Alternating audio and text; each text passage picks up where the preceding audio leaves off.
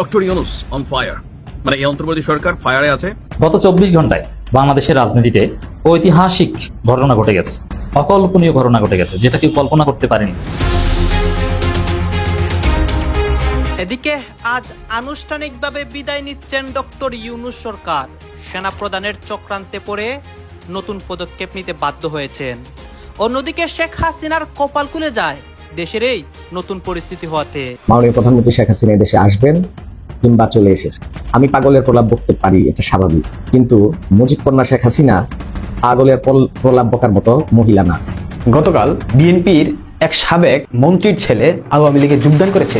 এই সরকারের যে কোনো আইনি ভিত্তি নাই, আইনি বৈধতা নাই, এটা তিনি জানেন, এবং শেখ হাসিনা যে পদত্যাগপত্র জমা দেননি, পদত্যাগ করেননি, এটা তিনি খুব ভালোভাবে। রাষ্ট্র হিসেবে বাংলাদেশের সবচেয়ে সংগঠিত শক্তি সেনাবাহিনী এখন প্রশ্নের মুখে। সাম্প্রতিক ঘটনাগুলো দেখে মনে হচ্ছে সেনাবাহিনীকে পদ্ধতিগতভাবে দুর্বল করে ফেলা হচ্ছে। তাদের অফিসারদের আদালতে হাজির করা, গণমাধ্যমে অপমান করা, এমনকি সিভিল আদালতে বিচার আয়োজনে, এসব কিছুই এমনভাবে সাজানো যেন বাহিনীটি আর রাষ্ট্রের মূল স্তম্ভ না থাকে, বরং এক প্রান্তিক সন্দেহভাজন দল হয়ে যায়। দিয়ে যাবি অমানুষের বাচ্চা, তোদের উপরে আল্লাহর গজব পড়বে। কথাগুলি শুনে রাখ, আল্লাহর গজব, ভয়ঙ্কর গজব পড়বে। তোরা পৃথিবীর যে কোনো প্রান্তে লুকিয়ে থাকিস না কেন, আমরা খুঁজে বের করে ইনশাল্লাহ তোদের ভয়ঙ্কর শাস্তি দিব। আজকের দিনটা অত্যন্ত আনন্দের একটি দিন। বাংলাদেশের ইতিহাসে এই দিনটি স্বর্ণের অক্ষরে লেখা থাকবে। পৃথিবীর ইতিহাসে যা কোনোদিন কোনো রাষ্ট্রে সংগঠিত হয় নাই, সেটি আজ বাংলাদেশে সংগঠিত হয়েছে। হ্যাঁ, পৃথিবীর ইতিহাসে যা কখনো সংগঠিত হয় নাই, সেইটাই আজকে বাংলাদেশে ঘটেছে। ডক্টর ইউনূসের পদত্যাগের বিষয়ে সারা দেশের মধ্যে তুলপাড় পরিস্থিতি এবং সবাই আতঙ্কে রয়েছে।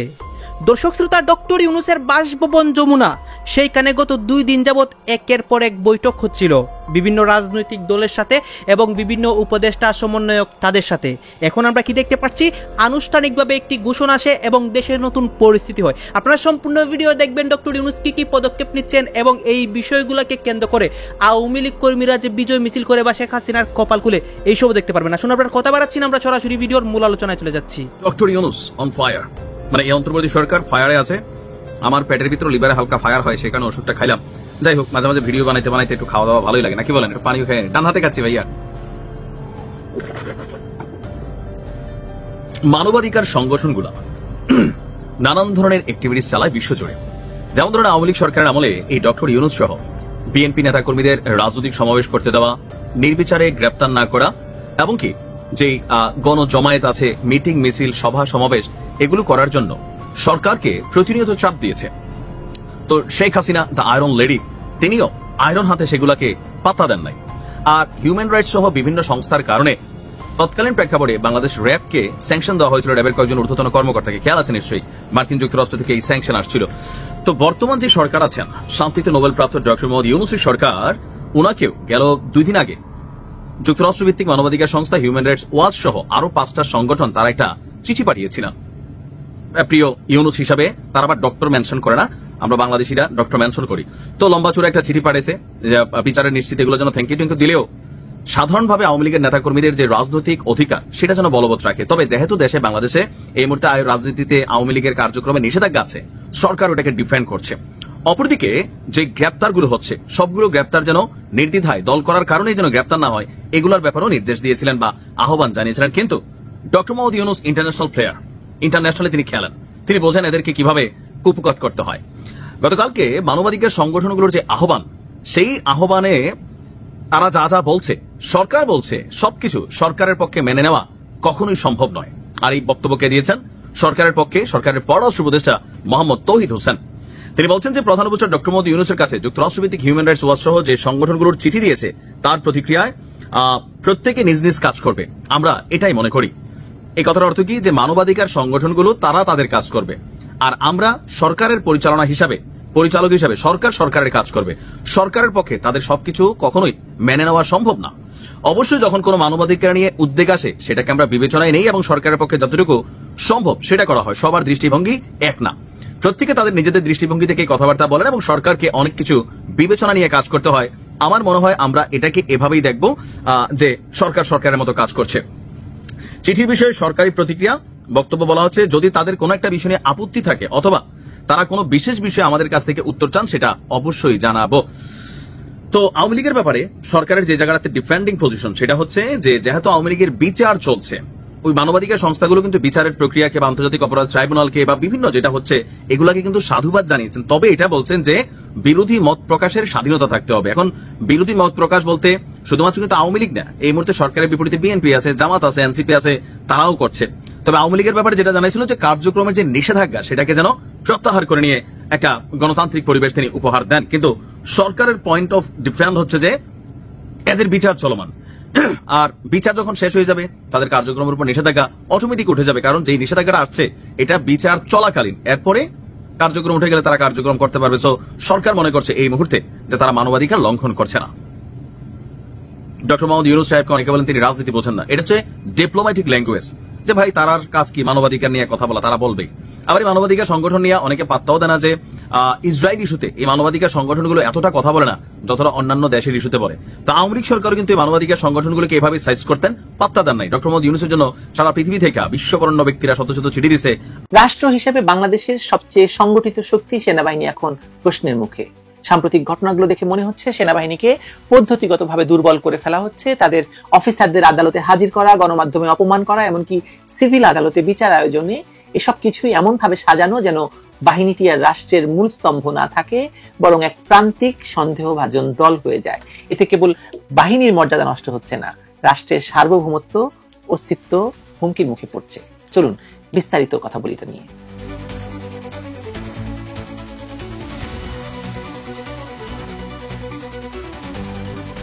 এই ঘটনা হঠাৎ করে ঘটে যায়নি, ধাপে ধাপে সবকিছু তৈরি হয়েছে। আগে পুলিশকে অকার্যকর করা হলো, তারপর অন্যান্য সশস্ত্র বাহিনীর উপর নানা অজুহাতে চাপ বাড়ানো হলো, এখন এসেছে সেনাবাহিনীর পালা। একসাথে সবকিছু করা সম্ভব নয়, তাই এটা করা হচ্ছে ধীর গতিতে, যেন মানুষ অভ্যস্ত হয়ে যায়। মাঝে মাঝে সরকার বা ইউনূসের পক্ষ থেকে আশ্বাস দেওয়া হয় আর গ্রেপ্তার হবে না, পরিস্থিতি স্বাভাবিক থাকবে। কিন্তু এই আশ্বাস কাগজের মতো ভঙ্গুর, কয়েকদিন শান্তি, তারপর আবার নতুন অভিযোগ, নতুন গ্রেপ্তার, নতুন নাটক। এতে সেনাবাহিনীর ভেতরে ভয়, সন্দেহ, অস্থিরতা তৈরি হয়েছে। এই অস্থিরতাই হয়তো তাদের চাওয়া। ফেব্রুয়ারিতে নির্বাচন হবে না, এটা এখন গোপন কিছু নয়, সবাই জানে। কিন্তু সেটা ঠেকাতে যে নাটক চলছে তার প্রথম দৃশ্য শুরু হয়েছে সেনাবাহিনীকে ঘিরে। একদিকে কর্মকর্তাদের গ্রেপ্তার, অন্যদিকে দ্রুত বিচার এবং শাস্তির আয়োজন। এতে একটা বিশৃঙ্খল পরিবেশ তৈরি হয়েছে। পরে বলা যাবে নির্বাচন করার মতো পরিস্থিতি নেই, এটাই উদ্দেশ্য। এভাবেই দেশের রাজনৈতিক কাঠামো ভেঙে দিয়ে একটি নতুন বাস্তবতা তৈরি করা হচ্ছে, যেখানে সেনাবাহিনী ভীত, দুর্বল, আর দেশের নিয়ন্ত্রণ অন্য কারো হাতে। এই অন্য কেউ কারা তা নিয়ে এখনো অনেকে মুখ খুলতে ভয় পান, কিন্তু ইঙ্গিত দিয়ে দেন। গত কয়েক মাসে পাকিস্তানের উচ্চপদস্থ সামরিক কর্মকর্তারা একের পর এক বাংলাদেশে এসেছেন, তাদের মধ্যে আইএসআই সদস্যরাও রয়েছে। স্বাধীনতার পর পাকিস্তান সেনাবাহিনীর এমন সফর আগে কখনো হয়নি, এমনকি বিএনপি জামায়াত সরকারের আমলেও নয়। তারা এসেছে, দেখা করেছে ইউনূসের সঙ্গে, দেখা করেছে সেনাপ্রধানের সঙ্গে। এসব বৈঠকের বিষয়বস্তু কেউ জানে না, কিন্তু এত কিছুর মধ্যে একটা প্রশ্ন আসলে উল্লেখ করতেই হয়। বাংলাদেশ কি আবার এমন এক চক্রে ঢুকে পড়ছে যেখানে দেশের সেনাবাহিনীকে ভেঙে দিয়ে রাষ্ট্রের নিয়ন্ত্রণ জঙ্গিবাদী শক্তির হাতে তুলে দেওয়া হবে? ইতিহাসে এর আগে কি এমন হয়েছে কোথাও? আমরা আফগানিস্তানের কথা জানি, সিরিয়া বা ইরাকের কথা মনে করি। সেখানে বিদেশি শক্তি যুদ্ধ শেষে ক্ষমতা দিয়েছে এমন এক গোষ্ঠীর হাতে যারা জঙ্গিবাদের প্রতীক। তাদের প্রথম টার্গেট ছিল সেনাবাহিনী। একবার সেই বাহিনী ভেঙে গেলে পুরো দেশে তাদের দখলে চলে গেছে বা চলে যায়।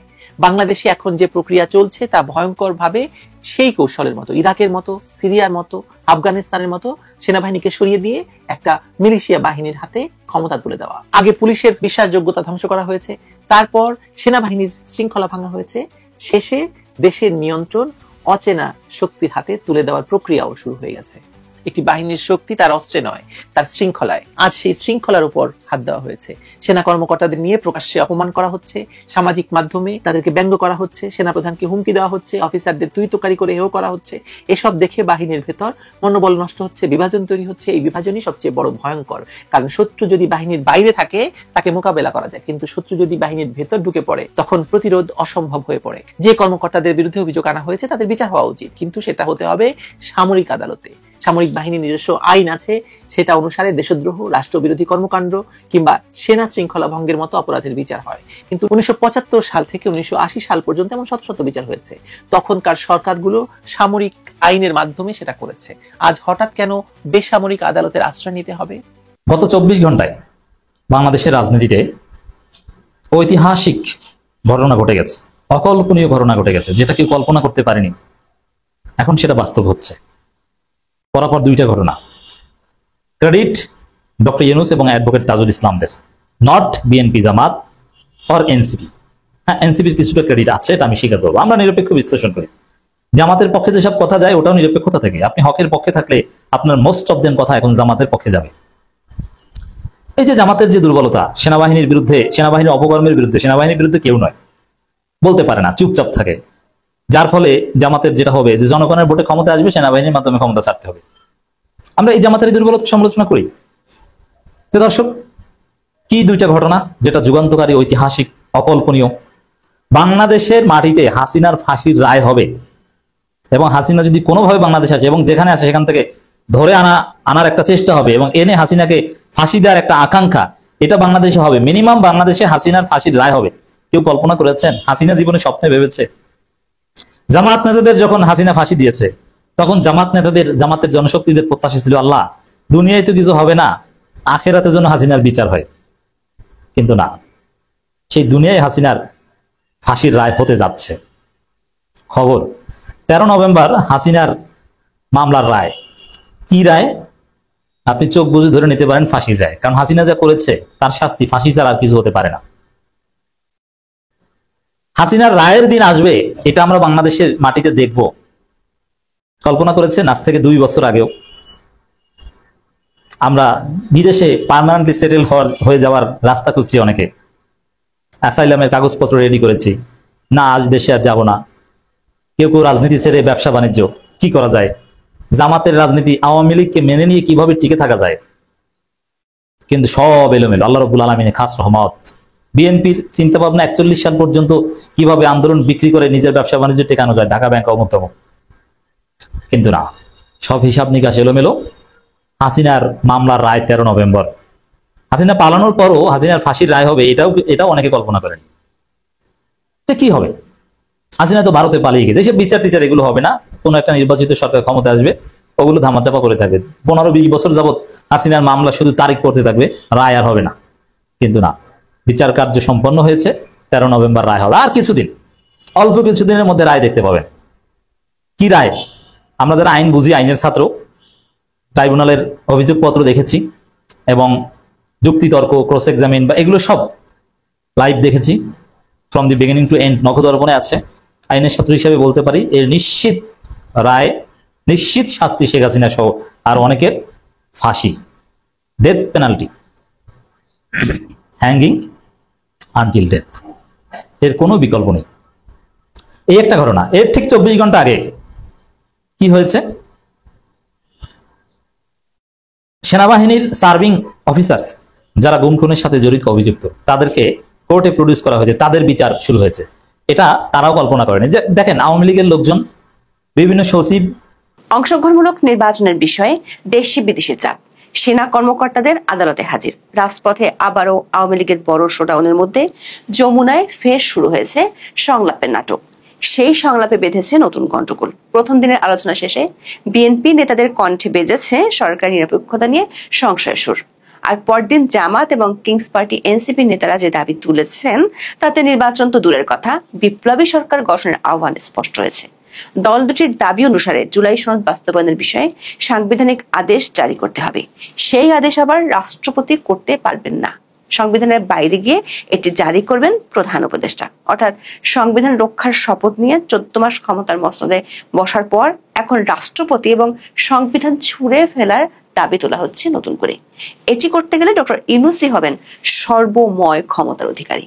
তার আদেশে প্রণীত হবে নতুন সংবিধানের আদেশ। সরকার ঘনিষ্ঠ 2 মিত্রর পক্ষ থেকে এমন আহ্বান ফেব্রুয়ারিতে নির্বাচনের স্বপ্ন পরিণত করেছে দুরাশায়। বিএনপির সামনে নতুন করে নেমেছে অন্ধকার অমানিসা। সেই সঙ্গে ডক্টর ইউনূসের সর্বময় কর্তৃত্ব লাভ এবং ক্ষমতা দীর্ঘস্থায়ী করার সুযোগও তৈরি হয়েছে। চলুন যাওয়া যাক বিশ্লেষণে।